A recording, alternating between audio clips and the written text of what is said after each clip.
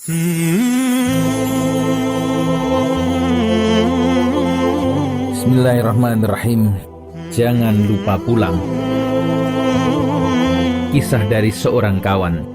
Seorang bapak kira-kira usia 65 tahun duduk sendiri di sebuah lounge bandara Halim Perdana Kusuma, menunggu pesawat yang akan menerbangkannya ke Jogja. Kami bersebelahan yang hanya berjarak satu kursi kosong. Beberapa menit kemudian ia menyapa saya. "Dek, hendak ke Jogja juga?" "Saya ke Blitar, Pak, lewat Malang." "Bapak ke Jogja?" "Iya," jawabnya. "Bapak sendiri?" "Iya." Senyumnya datar sambil menghela nafas panjang. "Dek, kerja di mana?" "Saya serabutan, Pak," sahut saya sekenanya. "Serabutan tapi mapan ya?" Ia tersenyum. "Kalau saya mapan tapi jiwanya serabutan." Saya tertegun. "Kok begitu, Pak?" Ia pun mengisahkan istrinya telah meninggal setahun lalu. Dia memiliki 2 orang anak yang sudah besar. Yang sulung sudah mapan bekerja di Amsterdam, di sebuah perusahaan farmasi terkemuka dunia. Yang bungsu masih kuliah S2 di USA.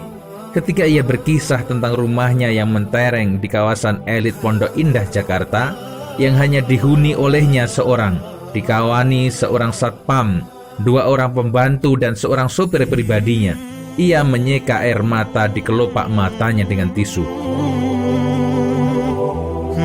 "Dek, jangan sampai mengalami hidup seperti saya. Semua yang saya kejar dari masa muda kini hanyalah kesia-siaan. Tiada guna sama sekali dalam keadaan seperti ini. Saya tak tahu harus berbuat apa lagi. Tapi saya sadar, semua ini akibat kesalahan saya yang selalu memburu duit sampai lalai mendidik anak tentang agama, ibadah, silaturahim, dan berbakti pada orang tua. Hal yang paling menyesakkan dada saya ialah saat istri saya menjelang meninggal dunia karena sakit kanker rahim yang dideritanya.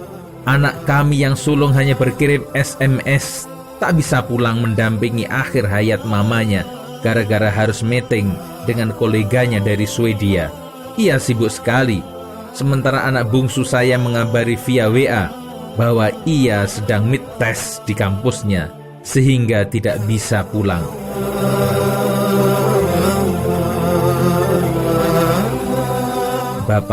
Bapak yang sabar ya. Tidak ada kalimat lain yang bisa saya ucapkan selain itu." Ia tersenyum kecut. "Sabar sudah saya jadikan lautan terdalam dan terluas untuk membuang segala sesal saya ini, Dek.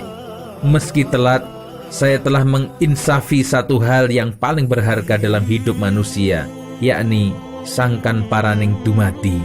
Bukan materi sebanyak apapun, tetapi dari mana dan hendak kemana kita akhirnya. Saya yakin hanya dari Allah dan kepadanya kita kembali. Di luar itu semua semu dan tidak hakiki."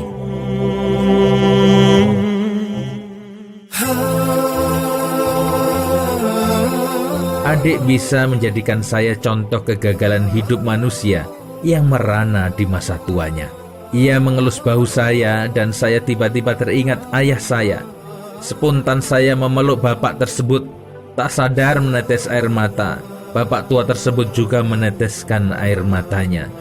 Kejadian ini telah menyadarkan aku bahwa mendidik anak tujuan utamanya harus soleh, bukan kaya. Tanpa kita didik pun rezeki anak sudah dijamin oleh Allah Ta'ala. Tapi tidak ada jaminan tentang keimanannya. Orang tua yang harus berusaha untuk mendidik dan menanamkannya. Di pesawat seusai take off, saya melempar pandangan keluar jendela ke kabut-kabut yang berserak bergulung-gulung. Terasa diri begitu kecil, lemah tak berdaya di hadapan kekuasaannya. Hidup itu sederhana saja. Mencari rezeki jangan mengejar jumlahnya, tapi kejar berkahnya.